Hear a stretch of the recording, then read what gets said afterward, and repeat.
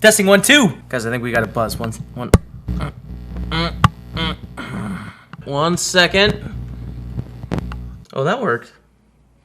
That went well. There is a very big tournament going on this evening. The $320 Super Tuesday Late Edition. I think this tournament is going to be quite tough, and if we look through the lobby, we will see that. You know, there's a lot of quite nice players in here. I think it'd be a very difficult grind for me. Am I going to be profitable? I think I could maybe get break even, but it's really tough to say. I don't know what these unmarked players are like and how much value you can get from them. So it's a really tough tournament, but I did a lot of study today. I feel really good about my game. So what I wanted to do was like do a really in-depth stream on a higher stakes tournament, and I think that's what I'm going to do today. We're going to play this 320 Super Tuesday. The late edition is a very deep, structured tournament. It's really good. And what I'm going to try and do is like get really in depth with every single hand and do my best to make good reads. Let's get in depth. Let's play as best as we possibly can one tabling, and let's make some reads on this this 320 Super Tuesday.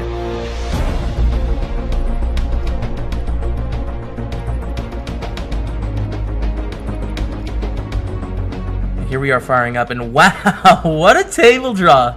What a table draw to start. We have a couple people we haven't tagged here as seniors, but a bunch of people we don't know. Compared to the lobby we just looked through, like that is a really good table draw. Like look how many people we know in this thing. All right, so we'll absolutely take that and get kings. Just get dealt kings. You know, it'd be funny. It'd be a nice stream if I just busted this hand with kings. Okay, let's just bust the first hand. All right, so Mac and Guy is going to limp. We are readless right now. Let's raise it up to 640. I think I actually have to turn down my mic a little bit because that's how much the reception has changed. So we have the Queen of Clubs, Jack of Hearts on the button, and behind us we have Tio, who is a senior, has put in some time, and Need Coaching, who I don't know anything about, from Denmark. So we raise, we get a call from Need Coaching, and we get a squeeze out of the big line from Tio. I think it's going to be a fold here. If I was suited, I would probably call and take it to the streets, but we're just going to let Tio steal one here. All right, Baker Smart raises and is playing a decent amount of hands so far, and we have the King 10 offsuit. So I don't really like calling this hand. I think I'm going to start with a 3-bet. I'm going to make it about 1250 here. Make it 2.5 there open, and put them in, you know, a spot. This is one of the hands that we would not quite profitably call, in my opinion. So we're just going to turn it into a 3-bet semi-bluff, right? And this will balance when we have the aces and the kings and the queens and the ace-king by taking an unsuited Broadway like this. Get a call from Baker's Fart, and we see a Queen 8-3 with 2 hearts. Okay, I think our hand is a fine candidate to bet. We're going to bet about 14-11. 1350 maybe. 1350. It's not a hand like an ace-king with the ace of hearts where we could maybe win at showdown. With just the king high here, we're going to have to rely on a bluff most of the time to win this spot. So we're going to bet, we're going to fold, we're going to take it, and we are up to 11,000 with a successful bluff. Fold the deuce 3. Yo, did you get my donation? I don't think it came through. The dono? No. Oh, I've not got. Is it first one up? I've not got a donut. Yeah, it is, man. It is up. Let me check my PayPal. Maybe it's stuck. I got one from Satan just now. Okay, that was it. Did it go through though? You're Satan? I tried to donate to Satan.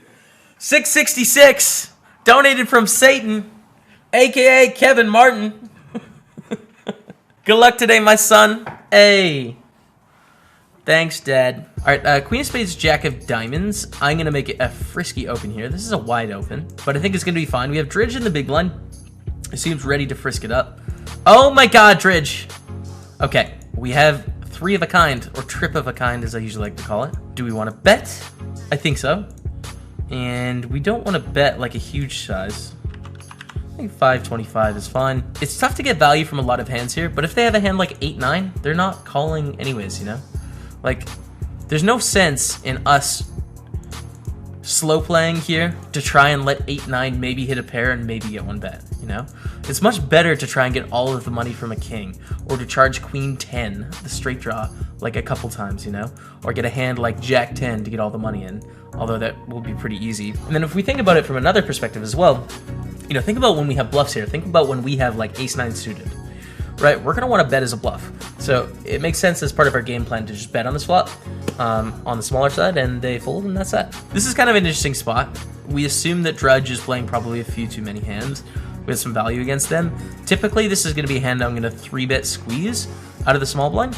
I'm actually just going to call here. I'm making an adjustment in that I think I can make a profit getting 3-ish to 1 out of position against this particular type of opponent. This is why out of position sucks though, and especially in the small blind, because you get a call in the big blind, and now we flop bottom pair 3 ways out of position to 2 people.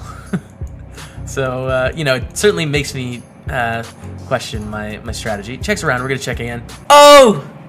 Guess who's got the top D now? God has the top D. Biggest D ever. The power of Christ compels you with the 777. Thank you so much, God. Much appreciated. Get some love in the chat for God. What do we do on the turn? They bet 765 on this 4. So we have a gut shot, a very visible gut shot, but I think we have to fold still. Oh my goodness, Santa dropping the 667, saying ho ho ho, bye Satan. Santa, you have the second biggest DF seen today, and that's totally fine. Don't be ashamed of it. Thank you for 667. Satan is now in 3rd place, behind Santa and God. As it should be. Right, chat? As it should be. 20 places paid in this tournament right now. There is still a long time to late register. $13,400 for the win. Yo! Jesus dropping 777. Jesus and God both donated 777. I understand the parody. They are one, right? This is all making sense. Jesus, thank you. I will not fall victim to the temptations. All right, we have a Jack 10-5. We raise, get called in the big blind. Do we want a better check? I'm going to check back here. I think it's really tough to get value from better hands. We can protect against some hands here, but I don't think it's enough of a reason to bet. Because a lot of the hands we're protecting against are going to call anyways. We check back, and then it's a king on the turn. We're going to check. You could consider bluffing on this king to try and get a 10 or a jack to fold by the river. The reason I don't like it is because of how many straight draws and flush draws that are out there. So I just check here and try and get the showdown. See a bit of 800 on the river, and we're going to fold. All right, Vakersfart is going to raise in the hijack here. Up to 625. Very aggressive so far, playing a ton of hands. I don't like the idea of folding here. I am going to 3-bet to 17, maybe 1975 here. A little bit over 3x. And basically put them in a spot where they have to decide if they want to 4-bet shove for 40 big blinds, or if they want to call for this much money. Vakersfart. Folds. Okay, we pick it up to 11,000. Damn! G-Spot dropping 2169. G-Spot is God.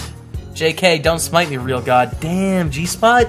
So much respect for G-Spot. I've never had this much respect for G-Spot.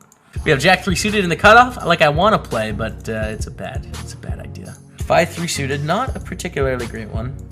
But we can call an open with a sand, even 3 ways, because it can flop some good things, right? It can flop flushes, it can flop straights. So that's going to give it a lot more power than a hand like Jack Deuce, which doesn't flop those things. So let's call and see the flop. Oh my goodness, Dottie. What did I say? It can flop flushes. Now, what do we think about our opponents? Because I'm not going to have really any bluffs here. The check raise. I don't think I'm just going to be check calling almost my whole range.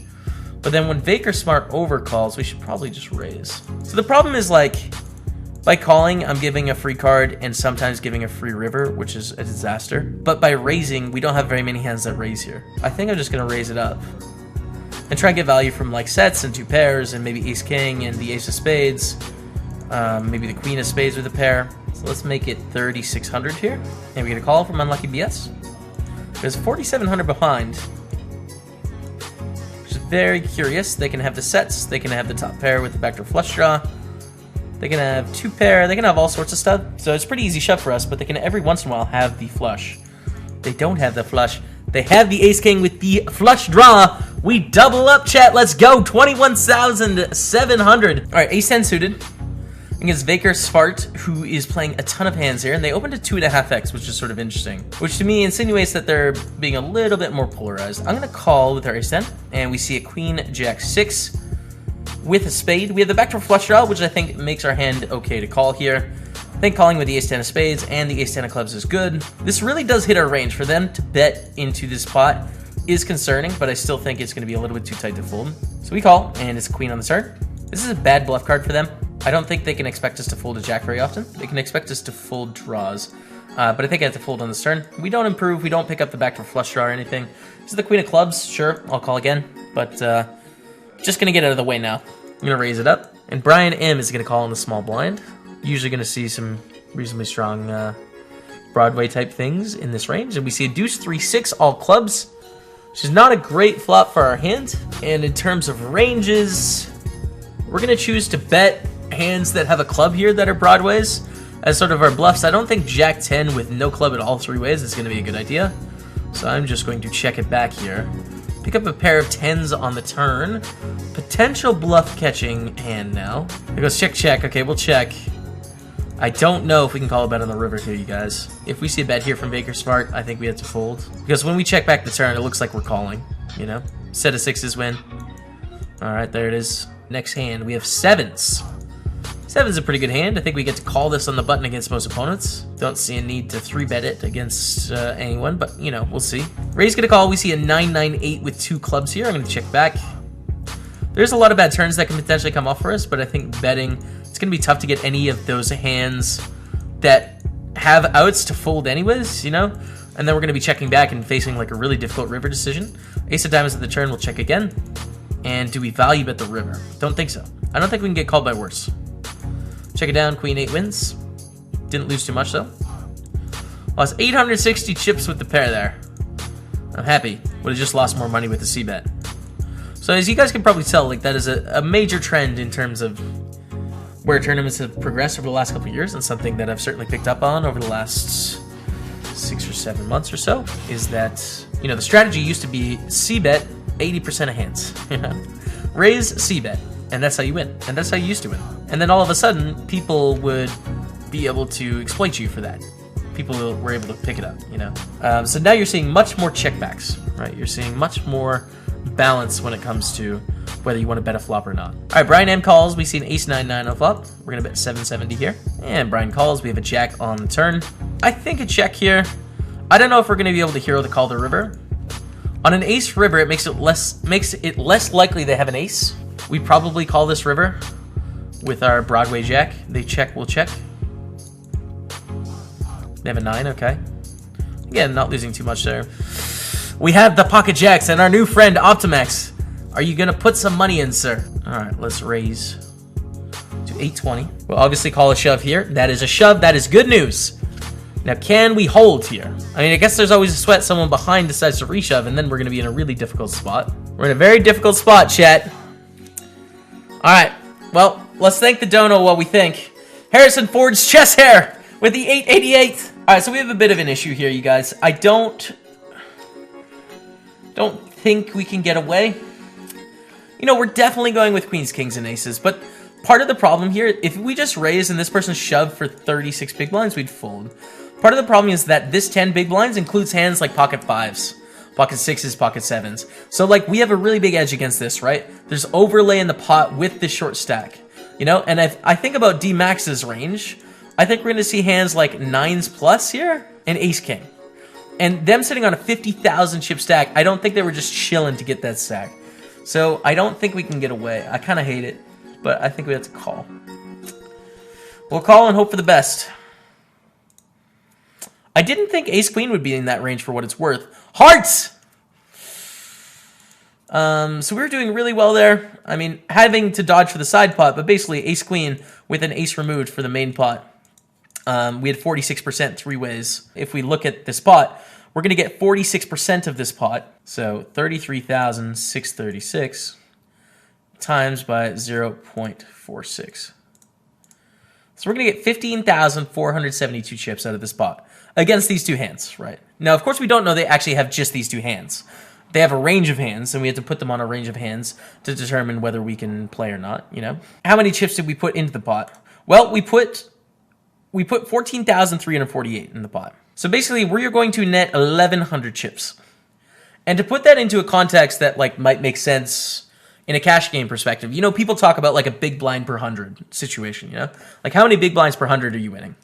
And in cash games, like 8 or something is like a really good win rate. Like you're really crushing your stakes if you're winning at like 8 big blinds per 100 or something. So this, winning 1,000 1,000 chips this hand. In this scenario, saying we knew they had ace king, ace queen, which we don't. We go 1,000. 1,000 chips this hand, divided by the big blind, which is 400. We're winning 2.5 big blinds this hand, times it by 100. Winning 250 big blinds per 100. Now this is, again, assuming we know they have ace queen and ace king. We don't. We know they have a range, right? So it gets a little bit more complicated than that. How much equity does our jacks have against their range? But the premise is like, it's unfortunate. With this short stack going all in, we call, we lose the flip, and that's the end of this tournament. This is the end of the journey. And we're going to be back at 7 a.m. Eastern Time for a full stream tomorrow. And I can't wait. But until tomorrow, you guys, we'll see you later.